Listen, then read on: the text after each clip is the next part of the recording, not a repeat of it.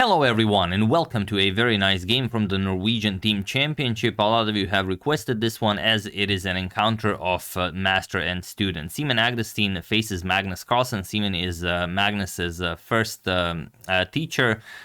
He tutored Magnus from age 9 to 13. Then later on, Peter Heine Nielsen took over, and then Gary Kasparov tutored Magnus for a year. And then we have this machine that is the Magnus Carlsen of today. But no doubt, from age 9 to 13, Simen did an excellent job.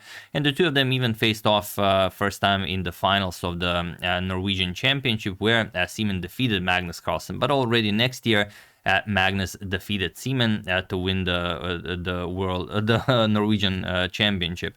And even though Simen is a 9-time Norwegian champion and Magnus is only a 1-time Norwegian champion, Magnus is was a world champion, and even today is still the shared world Blitz champion with Yanni Pomnishi. And yeah, of course he knows him very well, so no doubt he I guess had an incredible influence on Magnus, and it's hard to say how much can he still get from that when he's actually facing Magnus. No doubt, it definitely helps. He also wrote a book on Magnus Carlsen, Magnus's biography called Wonder Boy, and while he was his coach, Simen's brother, Espen Agdestein, served as Magnus's manager, and also together they co-created the company Play Magnus. So yeah, it's a fine matchup. It's a very nice game. Let's check it out and see what Master Roshi can do.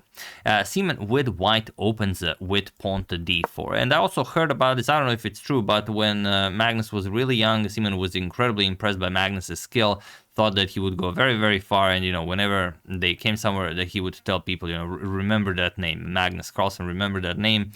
He's gonna go places. Probably every teacher says that about his student, but this time it was actually true. So okay, pawn to d4, we have knight to f6 and pawn to c4. The queen's gambit, well, not yet, but will be on the board. e6, we have knight to f3 and pawn to d5. The queen's gambit declined is on the board, and knight to c3. And they already played a similar setup in 2004, I believe, or maybe 2006, where Magnus just opted for the Slav. But here he goes knight b to d7, the Baerum variation of the three knights of the queen's gambit declined, and we have a c captures on d5, which is pretty standard, captures and bishop to f4. Magnus goes knight to b6, and now queen to c2. This already is an incredibly rare position, been played only a handful of times. Known moves are something like g6, c6, also bishop to d6 has been played, but Magnus plays knight to h5, and it is now already, as of move 7, that we have a completely new game. And if you look at the rating difference, of course, Magnus, being almost 300 rating points higher rated, has to go for some sort of an offbeat setup where he can look for winning chances. He can't just opt for the main line, where Simen, of course, knows everything 25, 30 moves deep, and then, try to outplay him like a machine. It's better to, go to unexplored territory. So let's see what happens. We have bishop to e5, and now kicking the bishop further back. f6, bishop to g3, and pawn to c6, defending the pawn on d5. Pawn to e3 and bishop to e6, nicely developing, and well, probably still figuring out where to castle. Most likely it will be castle's kingside for Magnus, and Simen could even go castle's queenside, maybe bishop d3. We'll put pressure on this diagonal, maybe castle's queenside, and if this knight ever captures the bishop on g3, the open h-file could go a long way in attacking that black king. So okay, bishop to d3, we have pawn to g6 and pawn to a3. We have bishop to e7 and knight to d2. We have castle's kingside by Magnus, knight to b3, and now with ideas of maybe knight to a5, putting pressure on that b7 pawn. So instead of just going castle, already castle, instead of going bishop to f7 right away, or defending the pawn with queen to c8, Magnus goes knight d7, simply stops knight to a5, and knight to a4 now. Now with ideas of bringing the knight over to c5, Magnus captures on g3, h captures, and bishop to f7. We have pawn to g4, very nice move, stops pawn to f5 for Magnus, as that would be very nice. It would control the queen and bishop, and also you would free up the f6 square for the dark square bishop. So Magnus lounges on the queen side, pawn to a5, knight b to c5, and now rook to b8. Just nicely defending the pawn and preparing, of course, to advance it forward. We have bishop to e2. And the knight captures on c5. We have d captures on c5. Stronger than knight captures. If knight captures, then you can immediately play b6. This way, b6 is nicely covered. Bishop to e6, and now castles queen side, nicely aligning the rook with the black queen. And Magnus opts for pawn to f5.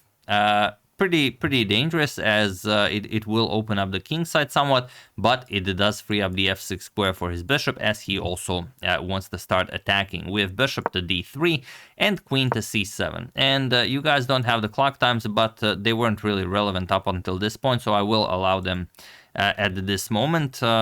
This is where could be relevant. So let's check it out. The situation on the clocks is 30 minutes for Simen and 24 minutes for Magnus. So Magnus burning a bit more time, but it's not just because Magnus is higher rated doesn't mean that he will play faster. He will have to spend a lot more time trying to force a win with the black pieces to not just get a win for his team, as this is a Norwegian team championship, but also to avoid losing rating. So, okay, we have queen c7 and pawn to f4, preparing to further expand on the king side and try to open up the black king's position. We have rook b to e8 and now rook to h6. Also, you could play something like g5. You could double up by rook h2, rook h1, but probably or maybe the idea is to move the g pawn, bring this rook to h1, and maybe bring the queen over to h2, and then go after that h7 pawn. So Magnus goes rook f7. After rook to h6, Magnus goes rook to f7, adds a defender to the h7 pawn, rook d to h1, and now bishop to f8. Kicks away the rook. We have rook h to h4, or rather rook 6 to h4, and now queen to e7. Okay, nicely aligning the queen with the rook. For the moment, isn't all that impressive, as there is also a rook on h1, and probably g5 will be played at some point, or rather now. So pawn to g5, pawn to d4. Magnus gives up a pawn to open up the position and try to get his pieces activated. For the moment, having your pieces like this isn't becoming of the highest rated player in the world. So of course he needs to do something about that. E captures on d4, and now queen to d7. Okay, threatening queen captures on d4, and the question is, what can Simen do? Can he just play something like queen to c3? Of course, but then Magnus will play rook d8, and that d pawn will fall. There is no way that you defend that pawn. So he opts for a counterattack, pawn to g4. Okay, queen captures on d4. We have g captures on f5, g captures on f5. Bishop captures is also fine. Magnus prefers to keep the pieces on the board. And now comes rook back to d1. Here, the correct way to maybe play this would be knight to c3, and then after you give up the c5 pawn, because it will fall either way, is to triple up on the h file. And now after, let's say, queen e3 check, king to c2, and you defend on h7, now you execute g6, and after rook to g7, you will start capturing. Rook captures on h7, rook captures, g captures with check.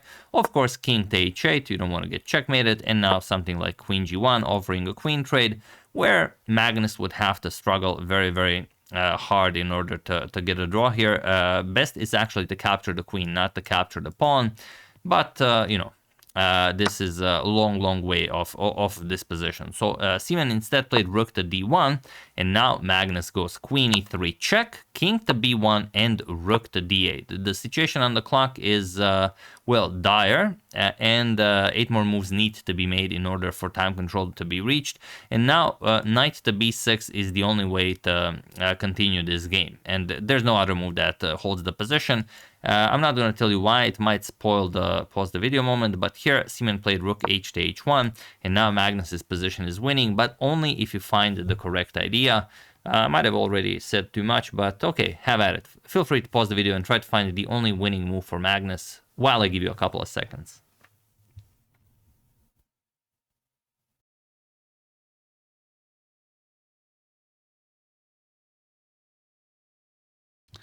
So for those of you who were able to do it, congratulations on finding this incredible idea. And for those of you who just want to enjoy the show, it is rook f to d7. This is what Magnus played, and there is no defending this. The problem is you cannot defend the bishop.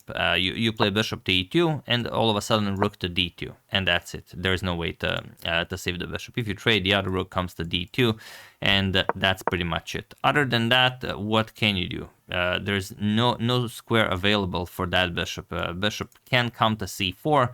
It does look like a possibility, but after rook captures and rook captures comes with check, and the defender of the bishop will be removed. Queen captures, bishop captures on c4, and you're just up a full piece. So the only way to play this is rook d to e1 and trade queens, which of course favors Magnus, because now after queen captures on d3, rook captures on e6, queen captures on c2, king captures on c2, there's a rook to d4, and the oddly placed knight on a4 will allow Magnus to win material and to get rid of these pawns and create a passed h pawn. But still, that's a long way to go. So let's see how Magnus plays it. We have king b3, Simen defends the knight on a4, rook captures on f4. We have pawn to g6, and Magnus keeps the pawn there. Pawn to h6, rook to f6, and rook to d3 with check, knight to c3, and pawn to a4 with check. Of course, you cannot capture it by the king, and of course, the knight is also pinned. We have king to c2, rook back to d7.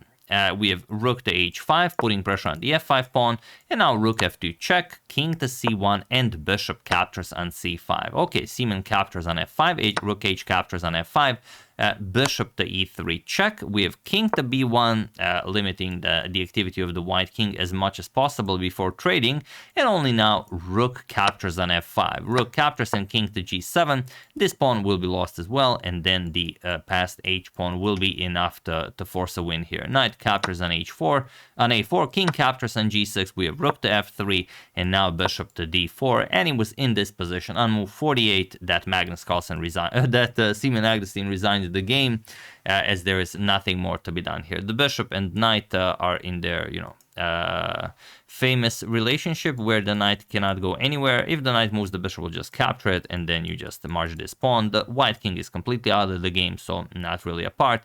And we could throw in a couple of moves to show why it's winning. Rook to d5 can be played just so the rook is nicely defended, and now you just push the h pawn. That's pretty much how you win this. Like rook b3, you attack the pawn, you can even sacrifice it. Rook captures, you will push further. After rook b3, okay, now h3 is covered, you will put the rook behind the pawn, white will stop the pawn, and then you get the king in. King f5, something like king c2, king to g4, push the rook back, push the pawn, and that's pretty much it. Your white can clear the path for the passed a pawn, but you are much too late. Like a4, h2 will be played, and after a5, king to g2, and that's it. Now you have to give up the rook, and I mean, there's no way this pawn ever queens. So yeah, very nice game by both of them. Simen really made Magnus work for his meal. Magnus was burning a lot more time, but in the end he gave him a chance, and of course Magnus took it. But okay, it's not unheard of for Magnus to lose a classical game. For someone 300 rating points lower rated. I think it was I don't know what.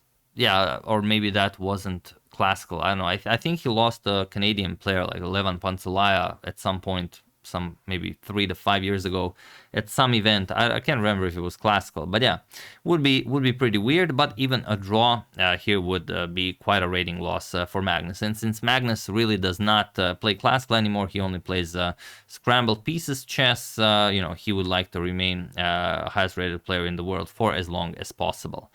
I imagine. But yeah, very nice get-together by the old master and student. Magnus takes this one, but who knows what will happen the next time they meet.